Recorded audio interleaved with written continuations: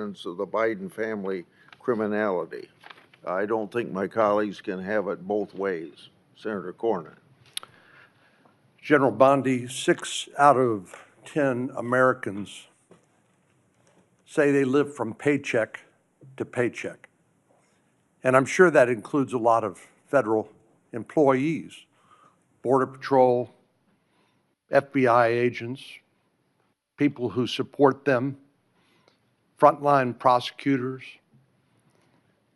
Do you find it somewhat inconsistent that our Democratic colleagues claim to support law enforcement and the rule of law, but yet they vote to deny those same individuals the pay which they've earned? Yes, Senators, our law enforcement agencies, DEA, ATF, FBI, U.S. Marshals, and all the other federal agencies, Homeland Security, Treasury, all the agencies, all of my federal prosecutors, all of our employees are working tirelessly, national security, around the clock to keep this country safe and to keep this world safe. Yet, the Democrats voted to shut the government down, and they are out there working without a paycheck, with families at home, risking their lives every single day. Thank you for pointing that out, and thank you for caring, Senator Cornyn. So let's get back to some basics. The Constitution of the United States is the supreme law of the land, is it not? Yes, sir. Applies to all Americans, the entire country.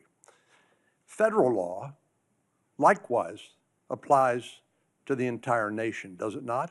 Yes, Senator. And so when federal law enforcement agents go to cities like Chicago to enforce federal law, they are acting within their authority, are they not? Yes, Senator Cornyn.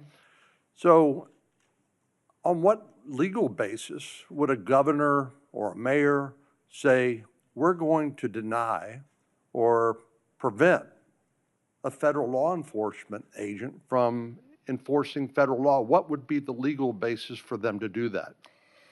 You know, Senator, there's not one. And as I stated, there were 571 homicides in Chicago last year. And that's why right now Director Patel and Deputy Attorney General Todd Blanche are on their way to Chicago. I've been to Memphis.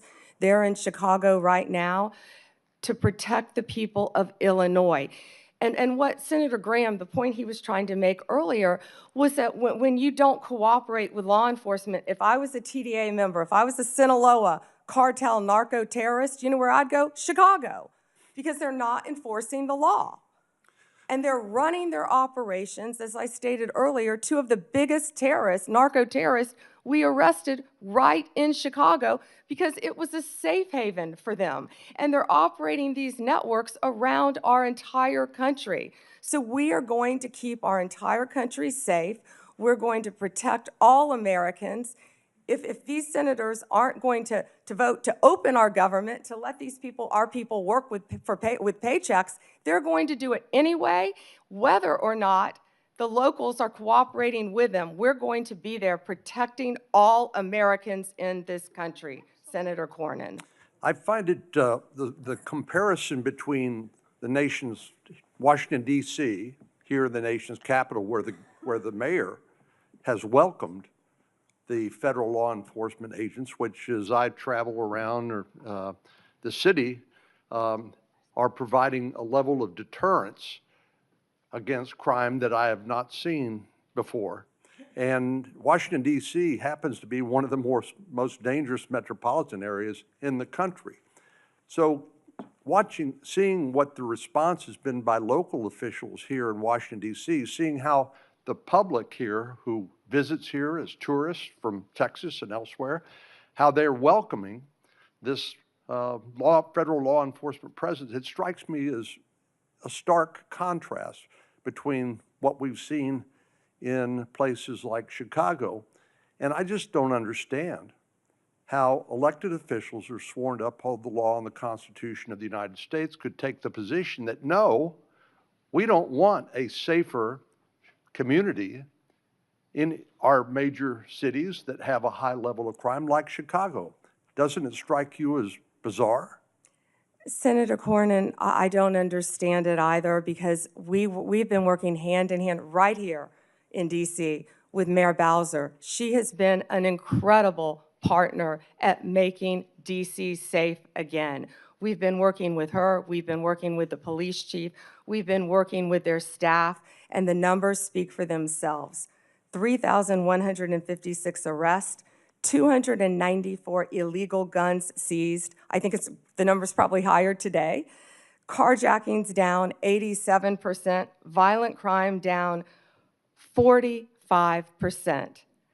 Right here in the nation's capital. I have been out there countless times before they go out on the streets, and I'm watching the DC Metro Police. I'm watching them with the Transit Authority Police, who of course keep our metros safe. I'm watching them with our DEA, FBI, ATF, U.S. Marshals, Treasury agents, and HHS has even provided doctors out there to help the team. And what they are, they're a team, and they are working hand in hand. If you couldn't see their shirts on their insignia, you wouldn't know what agency they were with. I've truly never seen a partnership like that in my career, and it's working together, and that's what Illinois is refusing to do. And I wish these senators, I wish Senator Durbin would condemn the governor of Illinois and have him work with us like we're doing now in Memphis. We have the governor of Memphis. We have our two great U.S. senators in Memphis. We have the mayor of Memphis the same, the chief working hand in hand there. Last week, maybe the week before last, I lose track of the days, we had the head of the Metropolitan Police Union for the District of Columbia here, and I asked him about violent crime in our communities. And I asked him whether there was a straight line from the open border policies of the Biden administration, which helped facilitate the cartels from exporting their poison to the United States, only to then find it distributed by criminal gangs who then engage in violence in our communities, like Chicago, to protect their territory and the profits that go along with that illegal drug trafficking. But I want to ask you about another aspect of the open border policies, and that has to do with one of the least reported tragedies and scandals associated with the Biden open border policies, and that has to do with the 500,000 children, sometimes called unaccompanied children, UACs, 500,000 children that the Biden administration allowed to be placed with sponsors in this country that were largely unvetted and subjecting them to who knows what, and then abandoning them by taking the position that it's not the federal government's responsibility, it's local child protective agencies that have to follow up on these kids. So they couldn't tell you whether they were being trafficked, recruited into gangs, whether they were going to school, whether they were getting the health care that they need. They couldn't tell you because they didn't care. So I know that President Trump's administration, the Department of Justice in particular, has located 22,000 of these 500,000 children. Could you talk to us a little bit about your efforts to rescue these children that had been abandoned by the Biden administration? Yes, and Senator, thank you for asking that question. President Trump cares deeply about our children of this country and children from around the world. This is horrific what has been happening in our country. Law enforcement has arrested approximately 458 sponsors. Now, what these sponsors are, they lie to ORR, many of them, to have an unaccompanied alien child.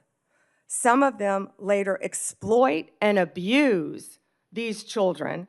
They're not parents, they're not guardians.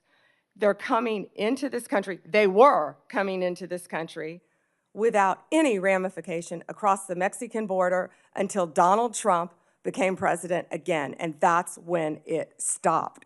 We are doing everything in our power to find and arrest these people who are exploiting these children and find these children throughout our country. One of those cases, we charged a Guatemalan national unlawfully residing in Cleveland with lying to government because he became the sponsor of a young girl, and of course we found he was later sexually abusing her.